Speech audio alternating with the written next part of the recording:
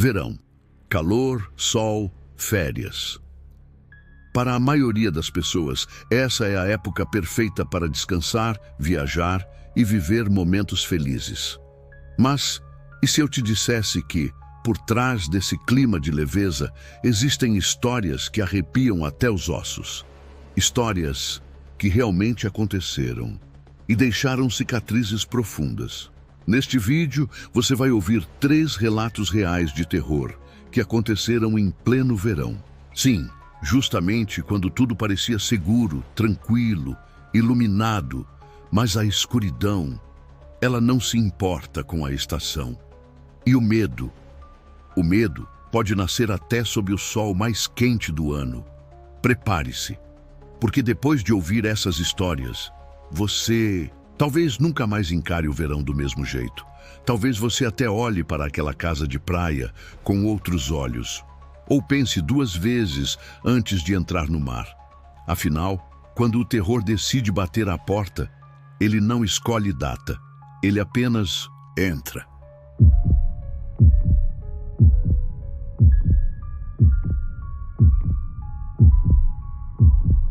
Era para ser só um fim de semana entre amigos. Calor, cerveja gelada, música alta, 0 preocupações. Um grupo de 6 jovens, todos na casa dos 20 anos, alugou uma cabana às margens de um lago afastado da cidade.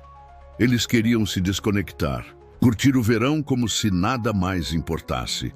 A cabana era rústica, de madeira escura, cercada por uma floresta densa. Tinha um ar bucólico, quase encantador. O tipo de lugar onde você sente que o tempo desacelera.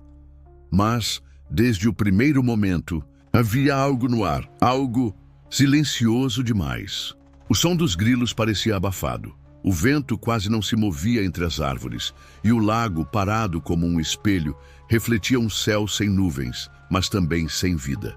Na primeira noite, após algumas bebidas e risadas, Diego, o mais cético do grupo, comentou em tom de brincadeira: aposto que essa cabana já viu uns assassinatos. Todos riram, mas ninguém respondeu.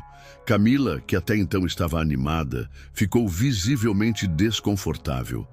Não fala essas coisas, Diego. Ah, relaxa. Vai dizer que você acredita em espírito?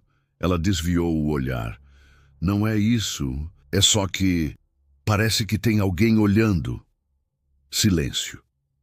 Todos se viraram instintivamente para a floresta, mas não havia nada, ou pelo menos nada visível.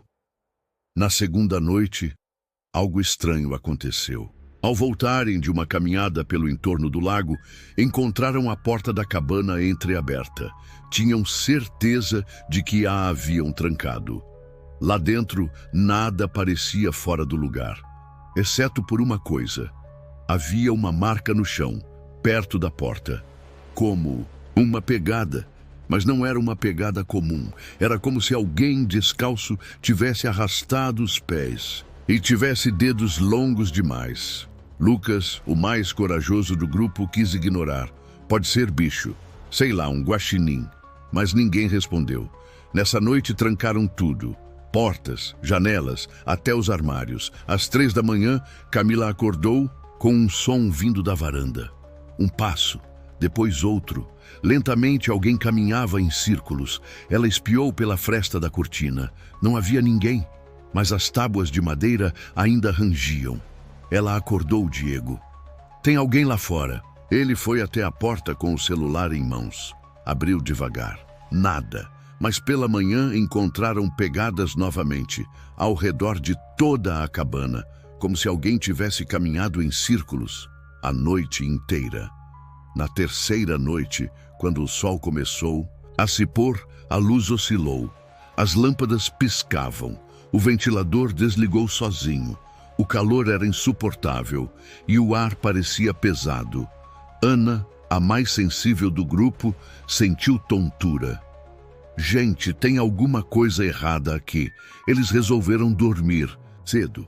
Por volta das 2 da manhã, a energia acabou de vez. E foi quando encontraram Na varanda, bem no centro do tapete, havia um objeto, um tótem, feito com ossos de pássaros, penas pretas e um cordão vermelho amarrado em forma de cruz invertida. Ninguém assumiu ter feito aquilo. E ninguém tinha visto quando foi deixado lá. O grupo entrou em pânico. "Chega, a gente vai embora agora", gritou Diego. Mas já era tarde. O carro de Lucas não ligava. Os celulares estavam todos sem sinal. O amanhecer foi tenso. Quase não dormiram. Lucas foi o primeiro a sair da cabana em direção ao carro, mas ele nunca chegou lá. Simplesmente sumiu. Diego, que foi atrás dele, voltou correndo, pálido. Ele desapareceu. Não tem pegadas, não tem nada. Começaram a gritar por ele, a correr pela trilha, mas era como se o ar engolisse os sons. Camila caiu de joelhos. Ele estava com a gente, ele estava aqui. O medo se tornou desespero. Na tentativa de buscar ajuda, os 5 restantes começaram a caminhar pela estrada de terra. O calor era sufocante e o silêncio da floresta parecia cada vez mais opressor. Então veio o grito, de dentro da mata, alto, estridente, como uma risada. Mas quem gritava era Lucas, ou algo que usava a voz dele. Camila parou. Foi ele. Ana segurou seu braço. "Não! A gente precisa ir embora!" Todos começaram a correr. A sensação era clara. Algo os seguia. Algo invisível, mas presente. O barulho das folhas sendo pisadas atrás deles era real. Eles chegaram à cidade apenas ao anoitecer, exaustos, enlouquecidos. Mas o pavor não acabou. 2 dias depois, Camila lembrou de um vídeo que havia gravado na primeira noite durante a festa. Ela deu play. Tudo parecia normal até que, no fundo da imagem, entre as árvores, alguém observava. Uma figura branca, parada, o rosto embaçado, a boca aberta demais. Ela mostrou para Diego. "Eu não vi essa pessoa naquela noite. Decidiram ir à delegacia. Mas ao chegar lá, o vídeo havia sumido, desaparecido. O policial que os atendeu olhou sério e disse: Vocês passaram dias perto daquele lago, então rezem, porque tem coisa lá que não é deste mundo." Camila deletou suas redes sociais. Mudou de número. Nunca mais falou sobre o assunto. Dias depois, Ana começou a sentir coceiras nas costas. No espelho, viu arranhões. Achou que fosse alergia, mas os riscos se multiplicaram. Ela foi ao médico. "Isso aqui parece feito por unhas humanas", disse ele. Ana instalou uma câmera no quarto. No dia seguinte, revisou o vídeo. Às 3h17, a imagem travava. Sempre. Na última gravação, uma sombra subia na cama e deitava ao lado dela. Ana destruiu tudo, mas numa manhã acordou com uma palavra riscada na pele. "Vejo." Foi a última vez que alguém a viu. O avô de um dos rapazes, dono da cabana, morreu pouco tempo depois. Durante a limpeza da casa, encontraram uma carta escondida em uma Bíblia. "Se você foi até lá, reze. A terra não é nossa." Antigas tribos evitavam aquele lago. Dizem que algo foi aprisionado ali, algo antigo. Quando comprei o terreno, me avisaram. Mas eu não ouvi. Vi coisas lá, vultos, sussurros. A cabana prende ele. Mas se perturbado, ele volta. Depois de ler, o neto queimou a carta. Mas naquela mesma noite, viu uma figura parada no fim do corredor, sem rosto, encharcada, e o chão ficou molhado por dias. Hoje, ninguém mais fala do que aconteceu. Camila vive reclusa. Diego foi internado. Ana sumiu. A cabana pegou fogo, mas o lago continua lá, quieto, imóvel. Pescadores dizem que em certas noites escutam risadas vindo da margem. Outros veem pegadas em círculo nas pedras. E há quem diga que, se você andar por aquela floresta à noite, uma voz pode sussurrar bem perto do seu ouvido: "Eu vi você."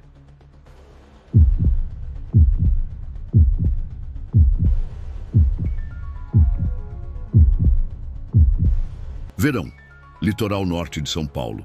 Uma daquelas praias de difícil acesso, onde o sinal do celular mal funciona e o único som é o das ondas quebrando. Para muitos, o lugar perfeito para fugir do mundo.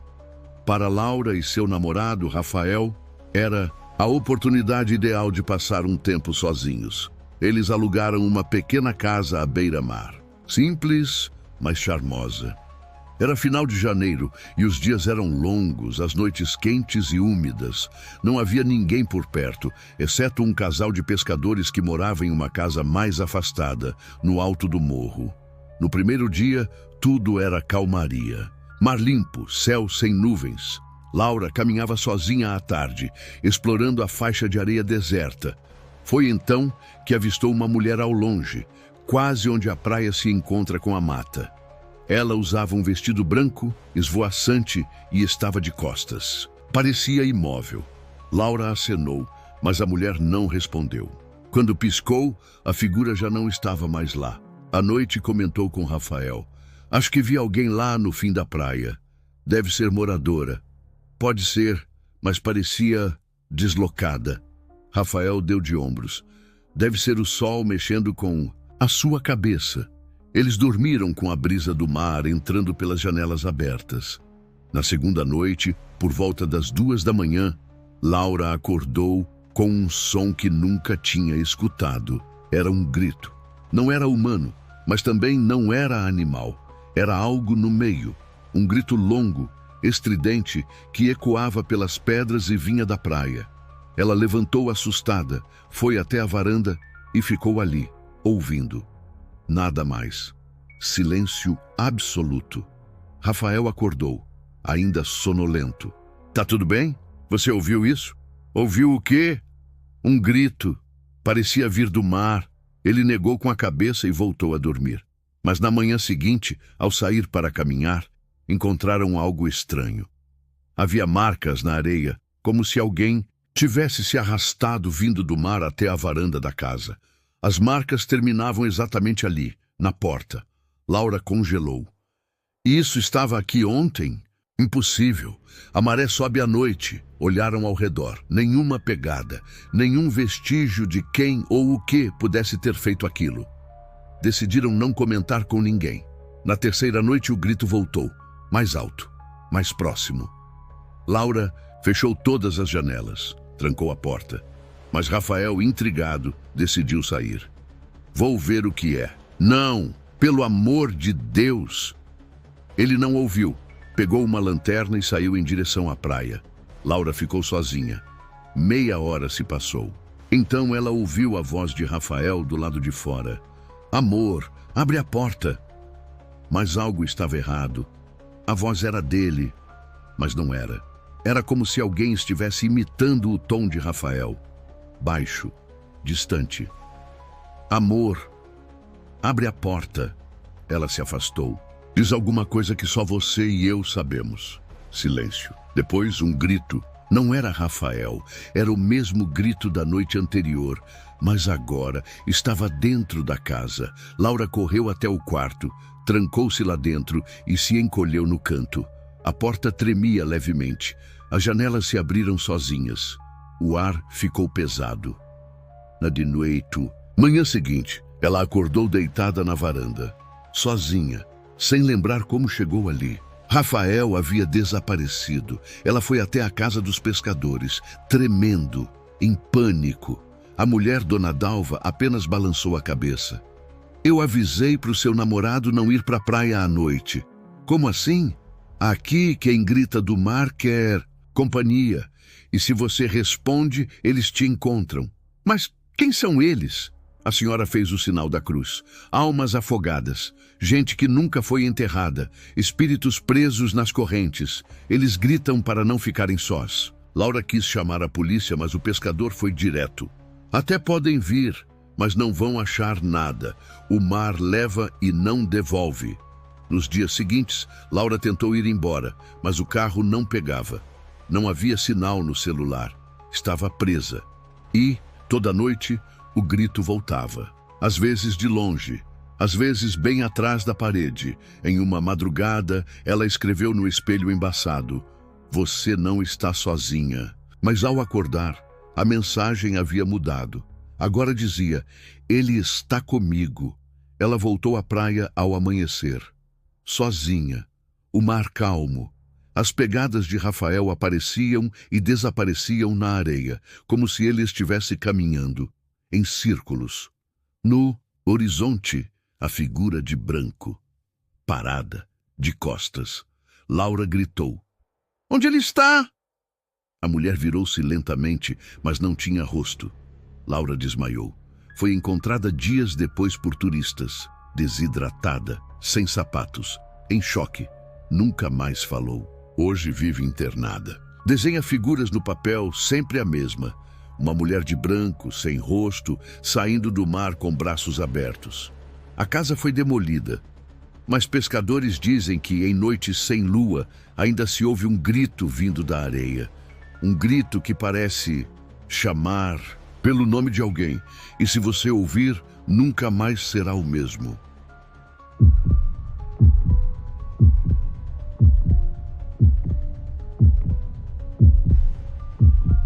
Era para ser uma semana tranquila nas montanhas. Um refúgio de verão no interior de Minas Gerais. A temperatura agradável, os ventos frescos e as trilhas por entre as árvores prometiam descanso e conexão com a natureza. Helena, uma artista plástica de 38 anos, buscava justamente isso: silêncio, reclusão e inspiração. Ela havia alugado um chalé isolado através de um site pouco conhecido, mas com boas avaliações.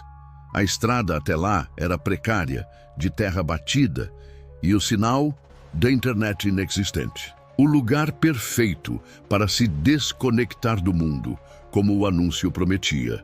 O chalé era pequeno, mas charmoso. Tinha janelas grandes de madeira, uma varanda com redes e um sótão que, segundo o dono, estava trancado porque guardava ferramentas. Antigas, Helena não se importou. Desde que tivesse espaço para pintar, ficaria feliz. Nos 2 primeiros dias, tudo correu bem. O som dos grilos à noite, a luz do sol entrando pelas janelas, a brisa balançando as cortinas. Era tudo exatamente como ela esperava. Até que, na 3ª noite, algo mudou. Era por volta das 2 da manhã quando Helena acordou com o som de passos pesados no andar de cima. Ela se sentou na cama, confusa.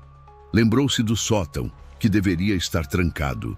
Ficou escutando por alguns minutos, imóvel. Os passos continuavam, lentos, como se alguém estivesse andando de um lado para o outro. Ela se levantou, pegou uma lanterna e subiu as escadas. A porta do sótão, antes trancada com um cadeado, estava agora entreaberta. Helena congelou. Empurrou a porta com cuidado e iluminou o interior. Estava vazio, exceto por uma cadeira no canto e uma boneca antiga jogada no chão. A boneca era de porcelana, com o rosto rachado e os olhos permanentemente abertos. Helena sentiu um arrepio na espinha. Voltou para o quarto, trancou a porta e tentou dormir. Na manhã seguinte, procurou o cadeado. Estava no chão, quebrado. Mandou mensagem para o dono do chalé, mas sem resposta. Sem sinal. Decidiu então ignorar o ocorrido, achando que talvez algum animal tivesse subido pelo telhado. Só que à noite a coisa voltou a acontecer.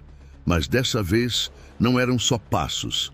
Havia vozes, fracas, quase sussurradas, como se várias pessoas estivessem conversando bem baixinho.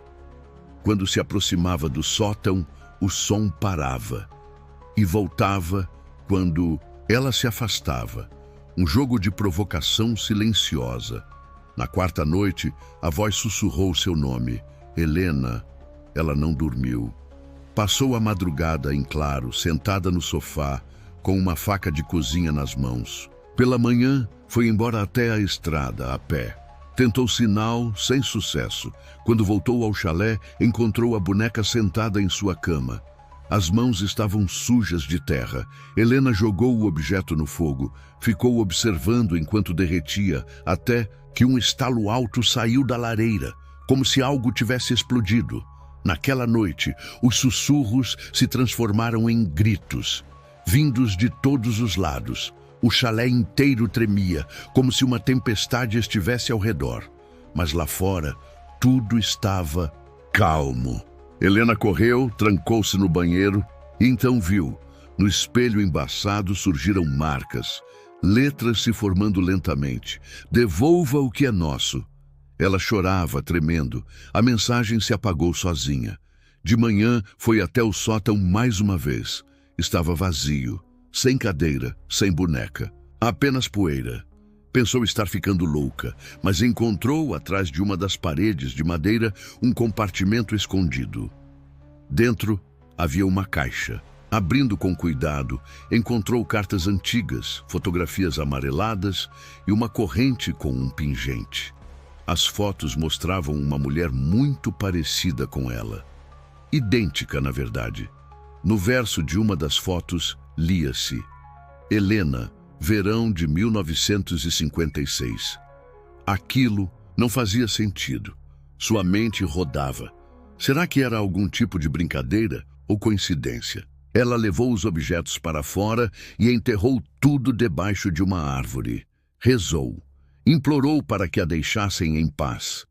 Naquela noite, o chalé estava silencioso. Pela primeira vez em dias, dormiu profundamente. Mas, ao amanhecer, acordou com a voz de uma criança ao pé da cama. Mamãe, você voltou? Não havia ninguém ali.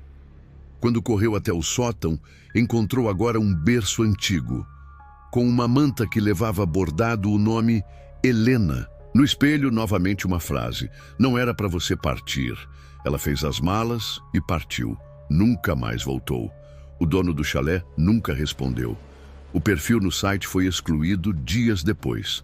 Alguns meses mais tarde, uma matéria local falava sobre um chalé amaldiçoado, onde várias mulheres ao longo dos anos haviam desaparecido misteriosamente.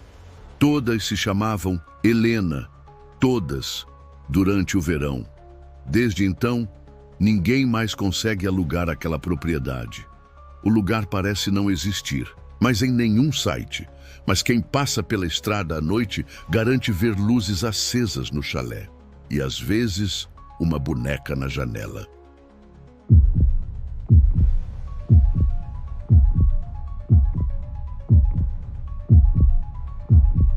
Durante as férias de verão, em um vilarejo do interior de Santa Catarina, Caio, um jovem universitário de 20 anos, decidiu passar uma semana na antiga cabana que pertencera ao seu avô. Isolada em meio à Mata Atlântica, a construção simples, de madeira, estava abandonada desde a morte do patriarca da família, ocorrida havia mais de 10 anos. Caio nunca o conheceu bem. As histórias contadas por sua mãe eram poucas e sempre ditas com certa hesitação, como se houvesse algo que não deveria ser mencionado. A ideia de Caio era simples: acampar na cabana, registrar imagens para um trabalho de fotografia e aproveitar o silêncio absoluto da natureza. Chegou no fim de uma tarde abafada, com o céu tingido de vermelho. A trilha de acesso estava parcialmente encoberta por mato e raízes, e a porta da cabana, surpreendentemente, destrancada. Lá dentro, tudo permanecia como se o tempo tivesse parado. Móveis antigos cobertos por lençóis, retratos nas paredes, uma chaleira enferrujada no fogão a lenha. Logo na primeira noite, Caio percebeu que não estava sozinho. Ou melhor, que havia algo ali. Sons no forro, como arranhões leves, estalos no chão de madeira, como passos que hesitavam. Mas o que mais o incomodava era o relógio de pêndulo na sala. Parado há anos, voltou a funcionar assim que anoiteceu. O tic-tac era regular, quase hipnótico, e soava mais alto do que o normal. À meia-noite, soou 13 vezes. Assustado, Caio retirou a pilha do mecanismo, mas o relógio continuou funcionando. No dia seguinte, tentou se convencer de que era imaginação. Afinal, a sugestão do lugar, a solidão e o calor sufocante podiam afetar os sentidos. Caminhou pela trilha, fez algumas fotos, mas quando voltou à cabana, encontrou algo que o fez congelar. Sobre a mesa da cozinha havia uma carta, escrita: A mão com sua caligrafia. Não ignore os sinais. Já está dentro de você. Aquilo não fazia sentido. Ele não havia escrito nada. Nem possuía papel ou caneta. A assinatura, no entanto, era claramente a sua. E o mais perturbador: a letra era idêntica, mas levemente trêmula, como se escrita com a mão esquerda. Caio era destro. À noite, os ruídos aumentaram. Havia batidas nas paredes, vindas de fora e de dentro. Quando olhou pela janela, viu figuras entre as árvores. Pareciam pessoas, mas não se mexiam, apenas observavam. Os olhos refletiam uma luz que não vinha de lugar nenhum. Ele trancou todas as janelas, mas uma delas, a da cozinha, se abriu sozinha durante a madrugada. Caio começou a ter sonhos estranhos, sempre com o avô. Sonhava com um homem alto, de rosto borrado, que o chamava pelo nome e dizia frases sem nexo. A semente foi plantada, meu filho. Você precisa lembrar. O sangue é a chave. No quarto dia, encontrou um alçapão sob o tapete da sala.